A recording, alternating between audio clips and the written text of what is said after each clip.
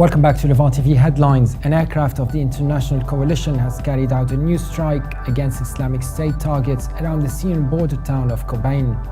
At least 14 people have been killed as protests by pro-Kurdish demonstrators raged across Turkey over the government's lack of action to save the Syrian town of Kobane. And US Vice President Joe Biden has called Saudi Arabia's Foreign Affairs Minister and clarified his diplomatic gaffe in which he suggested Saudi Arabia and other key allies had financed the Islamic State group.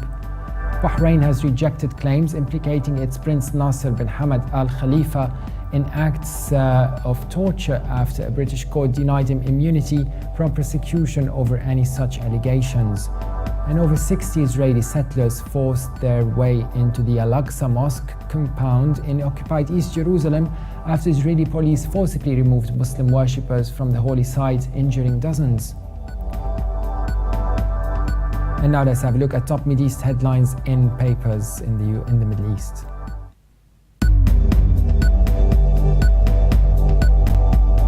Starting with the UAE, the Khalij Times is reporting that the International Monetary Fund said that the economic growth in the UAE and neighboring Gulf states is on track to remain strong in 2014 and 2015, while most other Arab countries will be facing lower than expected growth over unrest in the region.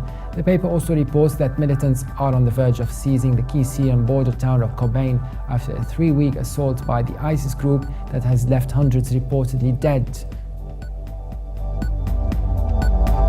From Lebanon, the Daily Star is reporting that former Prime Minister Saad al-Hariri says Hezbollah's latest operation against Israel, which wounded 2 Israeli soldiers in the border area of Shib'a, was unacceptable.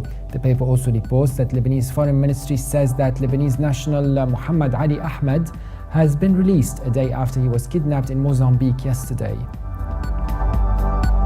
The Egypt Independent is reporting that sources at the Gaza Security Directorate said that 4 men were arrested close to Al-Banda Street in Giza for harassing 2 girls and tearing the clothes of one of them. The paper also reports that the fighting intensified between India and Pakistan in the disputed Himalayan region of Kashmir, wounding a dozen along a more than 124-mile stretch of border. And now let's have a look at papers in the UK. The Guardian leads Middle East news reporting that the Obama administration is becoming increasingly frustrated over Turkey's inaction against Islamic State militants, in particular its failure to intervene to prevent the jihadis overrunning the Syrian border town of Kobani. The paper says that the US President is scheduled to hold a meeting today of the National Security Council along with the Secretary of State John Kerry to discuss Turkey's reluctance so far to help in the battle against ISIS. And the Independent leads Middle East news reporting that Turkey's reluctance to join the fight against ISIS militants to defend the Syrian Kurdish town of Kobani has fueled violent protests across the country, resulting in at least 9 deaths. The paper adds that Turkish media said at least 9 people were killed in demonstrations as furious Kurds demanded that their government do more to protect the Syrian Kurdish town. Also from the UK, The Telegraph reports that Susan Moshtagian, the mother of British woman Gonshi Gavami, who was detained in Iran for attending a volleyball game, has staged a sit-in at the prison gates. The paper says Moshtagian marked the 100th day of her daughter's detention with a daring public challenge to the authorities. And now let's have a look at international papers.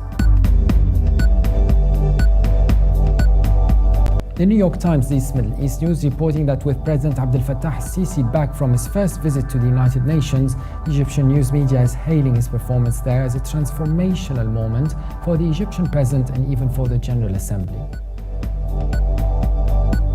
And finally, Germany's Deutsche Welle reports that Israel's army has reportedly fired shells into Lebanon after a border bombing wounded soldiers. The paper says that at least that 80-kilometer border had been largely quiet since a month-long war between Israeli forces and the Hezbollah group in 2006. That was it for today. For more updates, visit our website levant.tv.